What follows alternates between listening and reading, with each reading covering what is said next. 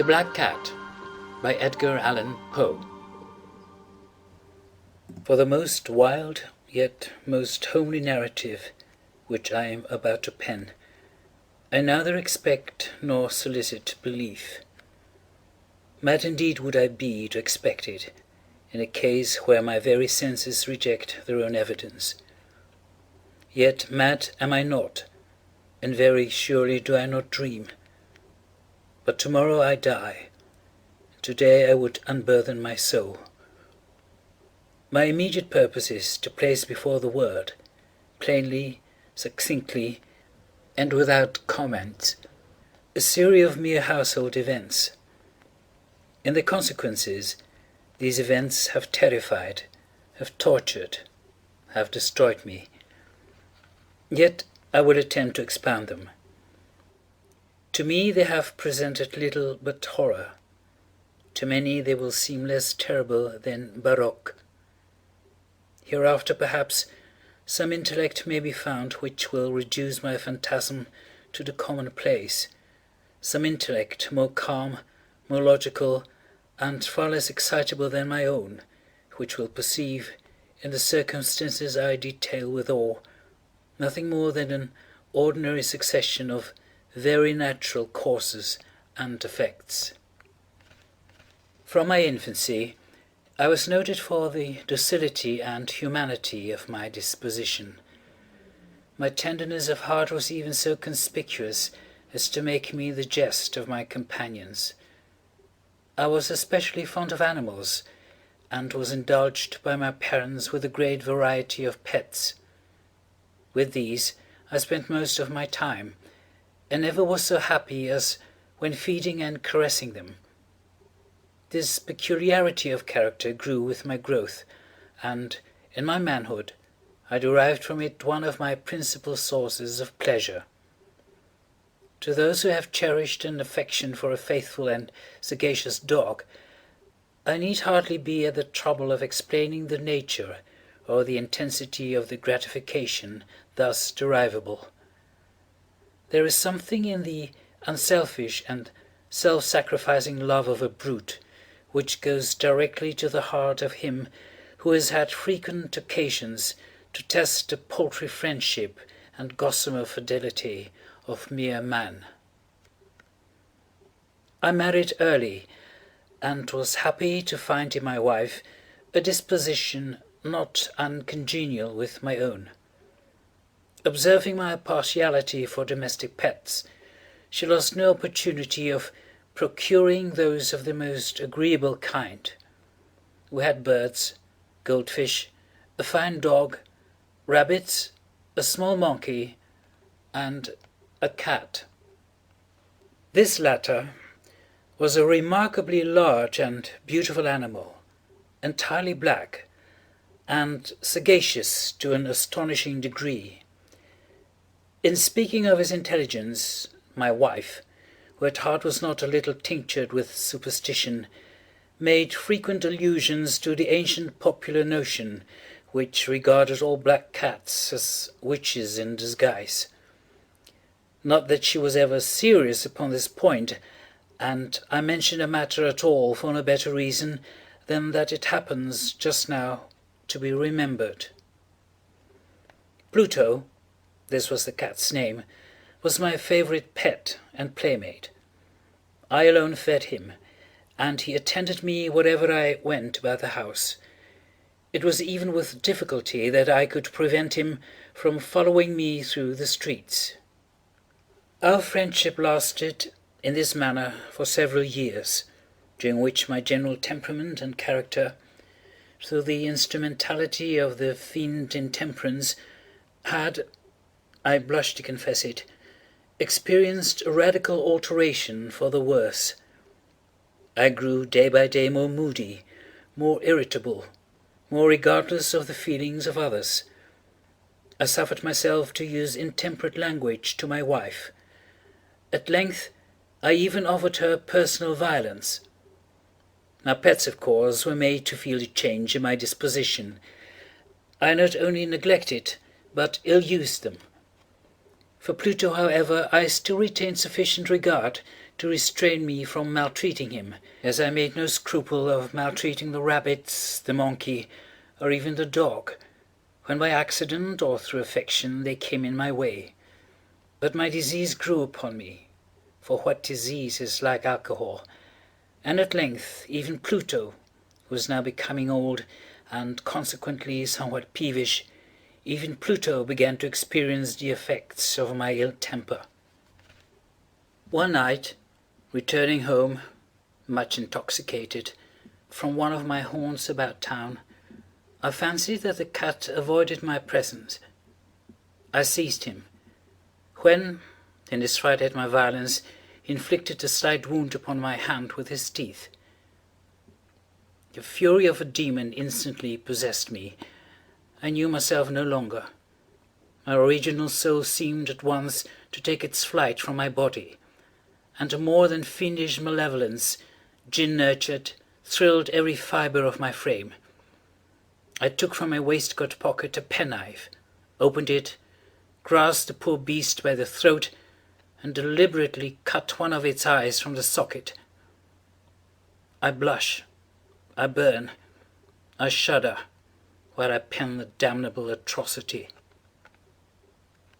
When reason returned with the morning, when I had slept off the fumes of the night's debauch, I experienced a sentiment half of horror, half of remorse for the crime of which I had been guilty, but it was at best a feeble and equivocal feeling, and the soul remained untouched. I again plunged into excess, and soon drowned in wine all memory of the deed. In the meantime, the cat slowly recovered. The socket of the lost eye presented, it is true, a frightful appearance, but he no longer appeared to suffer any pain. He went about the house as usual, but, as might be expected, fled in extreme terror at my approach. I had so much of my old heart left as to be at first grieved by this evident dislike on the part of a creature which had once so loved me. But this feeling soon gave place to irritation, and then came, as if to my final and irrevocable overthrow, the spirit of perverseness. Of this spirit philosophy takes no account. Yet I am not more sure that my soul is, than I am that perverseness is one of the primitive impulses of the human heart, one of the indivisible primary faculties or sentiments which give direction to the character of man. Who has not, 100 times, found himself committing a vile or a silly action for no other reason than because he knows he should not? Have we not a perpetual inclination, in the teeth of our best judgment, to violate that which is law, merely because we understand it to be such? This spirit of perverseness, I say, came to my final overthrow. It was this unfathomable longing of the soul to vex itself, to offer violence to its own nature, to do wrong for the wrong's sake only, that urged me to continue and finally to consummate the injury I had inflicted upon the unoffending brute. One morning, in cool blood, I slipped a noose about its neck and hung it to the limb of a tree, hung it with the tears streaming from my eyes and with the bitterest remorse at my heart, hung it because I knew that it had loved me, and because I felt it had given me no reason of offence, hung it because I knew that in so doing I was committing a sin, a deadly sin, that would so jeopardize my immortal soul as to place it, if such a thing were possible, even beyond the reach of the infinite mercy of the most merciful and most terrible God. On the night of the day on which this cruel deed was done, I was aroused from sleep by the cry of fire. The curtains of my bed were in flames. The whole house was blazing. It was with great difficulty that my wife, a servant, and myself made our escape from the conflagration. The destruction was complete. my entire worldly wealth was swallowed up, and I resigned myself thenceforward to despair. I am above the weakness of seeking to establish a sequence of cause and effect between the disaster and the atrocity, but I am detailing a chain of facts, and wish not to leave even a possible link imperfect.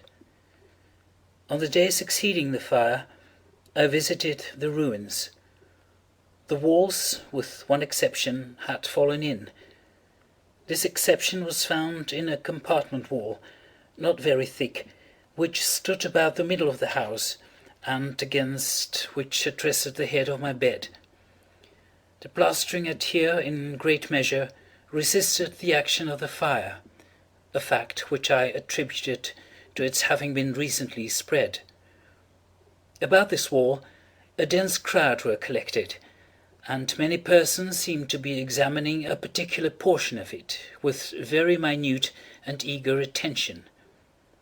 The words strange, singular, and other similar expressions excited my curiosity. I approached and saw, as if graven in bas relief upon the white surface, the figure of a gigantic cat. The impression was given with an accuracy truly marvellous. There was a rope about the animal's neck. When I first beheld this apparition, for I could scarcely regard it as less, my wonder and my terror were extreme, but at length reflection came to my aid. The cat, I remembered, had been hung in a garden adjacent to the house. Upon the alarm of fire, this garden had been immediately filled by the crowd, by some one of whom the animal must have been cut from the tree and thrown, through an open window, into my chamber. This had probably been done with the view of arousing me from sleep. The falling of other walls had compressed the victim of my cruelty into the substance of the freshly spread plaster, the lime of which, with the flames, and the ammonia from the carcass, had then accomplished the portraiture as I saw it. Although I thus readily accounted to my reason, if not altogether to my conscience, for the startling fact just detailed, it did none the less fail to make a deep impression upon my fancy. For months I could not rid myself of the phantasm of the cat, and during this period there came back into my spirit a half-sentiment that seemed, but was not, remorse. I went so far as to regret the loss of the animal, and to look about me, among the vile haunts which I now habitually frequented, for another pet of the same species, and of somewhat similar appearance, with which to supply its place.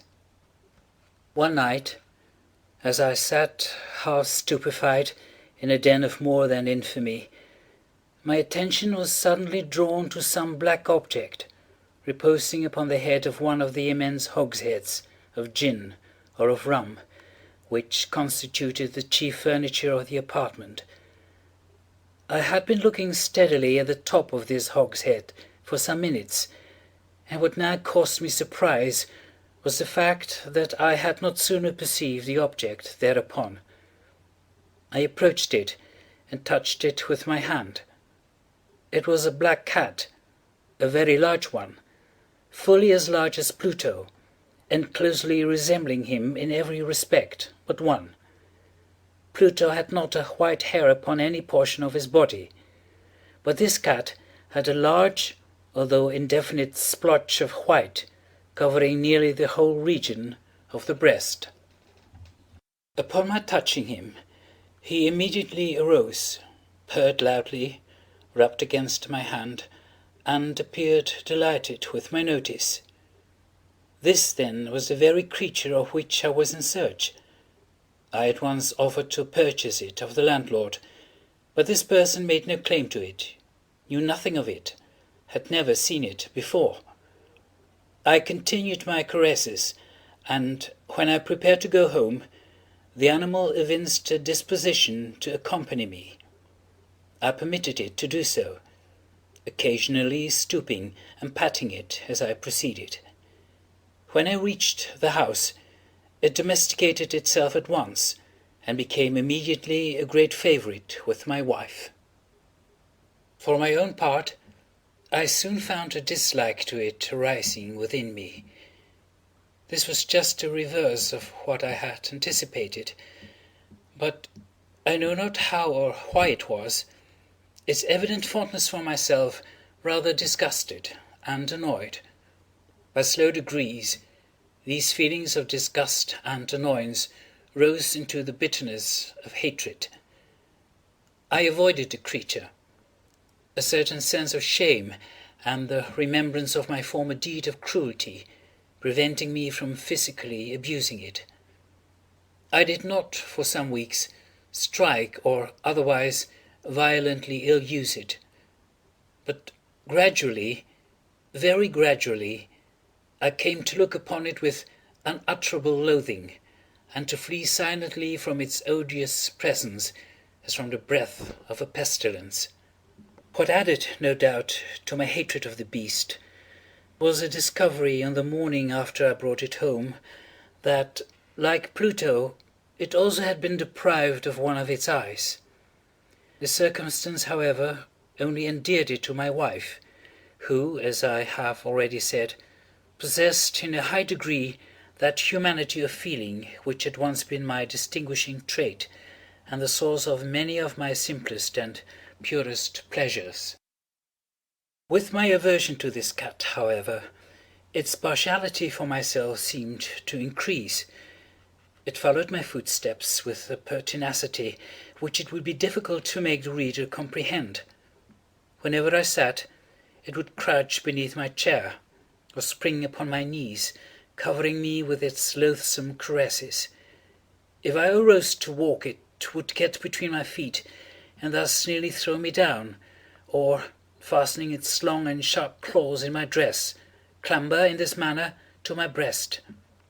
At such times, although I longed to destroy it with a blow, I was yet withheld from so doing, partly by a memory of my former crime, but chiefly, let me confess it at once, by absolute dread of the beast.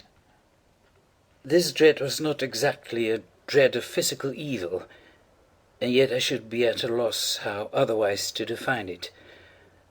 I am almost ashamed to own, yes, even in this felon's cell, I am almost ashamed to own, that the terror and horror with which the animal inspired me had been heightened by one of the merest chimeras it would be possible to conceive.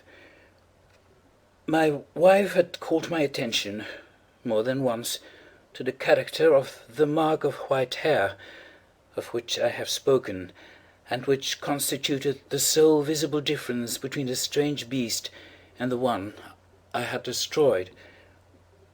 The reader will remember that this mark, although large, had been originally very indefinite, but by slow degrees nearly imperceptible, and which for a long time my reason struggled to reject as fanciful, it had at length assumed a rigorous distinctness of outline.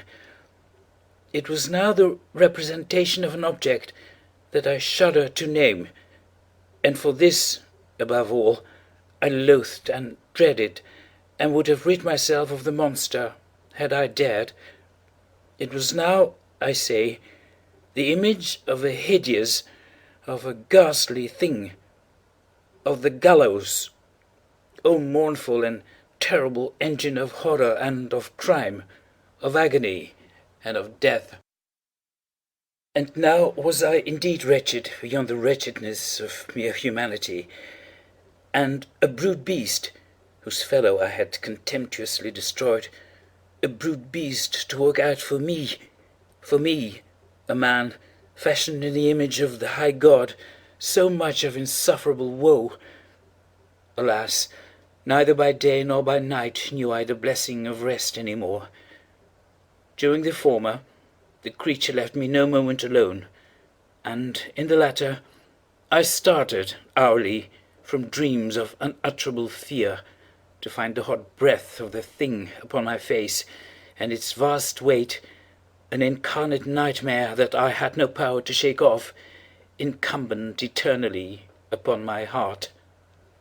Beneath the pressure of torments such as these, the feeble remnant of the good within me succumbed. Evil thoughts became my sole intimates, the darkest and most evil of thoughts. The moodiness of my usual temper increased to hatred of all things and of all mankind, while, from the sudden, frequent, and ungovernable outbursts of a fury to which I now blindly abandoned myself, my uncomplaining wife, alas, was the most usual and the most patient of sufferers. One day she accompanied me, upon some household errand, into the cellar of the old building which our poverty compelled us to inhabit. The cat followed me down the steep stairs, and, nearly throwing me headlong, exasperated me to madness. Uplifting an axe, and forgetting in my wrath the childish dread which had hitherto stayed my hand, I aimed a blow at the animal, which, of course, would have proved instantly fatal had it descended as I wished. But this blow was arrested by the hand of my wife. Goaded by the interference into a rage more than demoniacal, I withdrew my arm from her grasp and buried the axe in her brain. She fell dead upon the spot without a groan. This hideous murder accomplished, I set myself forthwith, and with entire deliberation, to the task of concealing the body. I knew that I could not remove it from the house, either by day or by night, without the risk of being observed by the neighbours. Many projects entered my mind. At one period I thought of cutting the corpse into minute fragments and destroying them by fire. At another, I resolved to dig a grave for it in the floor of the cellar. Again, I deliberated about casting it in the well in the yard, about packing it in a box as if merchandise, with the usual arrangements, and so getting a porter to take it from the house. Finally, I hit upon what I considered a far better expedient than either of these. I determined to wall it up in the cellar, as the monks of the Middle Ages are recorded to have walled up their victims. For a purpose such as this, the cellar was well adapted. Its walls were loosely constructed, and had lately been plastered throughout with a rough plaster, which the dampness of the atmosphere had prevented from hardening. Moreover, in one of the walls was a projection, caused by a false chimney or fireplace that had been filled up, and made to resemble the rest of the cellar.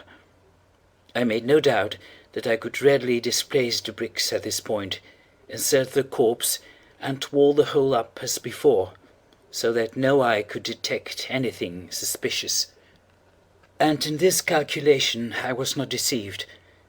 By means of a crowbar I easily dislodged the bricks, and, having carefully deposited the body against the inner wall, I propped it in that position, while, with little trouble, I relaid the whole structure as it originally stood. Having procured mortar, sand, and hair, with every possible precaution, I prepared a plaster which could not be distinguished from the old, and with this I very carefully went over the new brickwork. When I had finished, I felt satisfied that all was right. The wall did not present the slightest appearance of having been disturbed.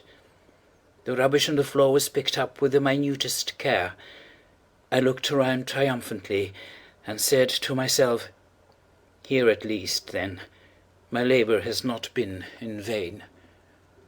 My next step was to look for the beast which had been the cause of so much wretchedness, for I had, at length, firmly resolved to put it to death. Had I been able to meet with it at the moment, there could have been no doubt of its fate. But it appeared that the crafty animal had been alarmed at the violence of my previous anger, and forbore to present itself in my present mood. It is impossible to describe or to imagine the deep, the blissful sense of relief which the absence of the detested creature occasioned in my bosom. It did not make its appearance during the night, and thus, for one night at least, since its introduction into the house, I soundly and tranquilly slept. I slept even with the burden of murder upon my soul. The second and the third day passed, and still my tormentor came not. Once again I breathed as a freeman. The monster, in terror, had fled the premises forever.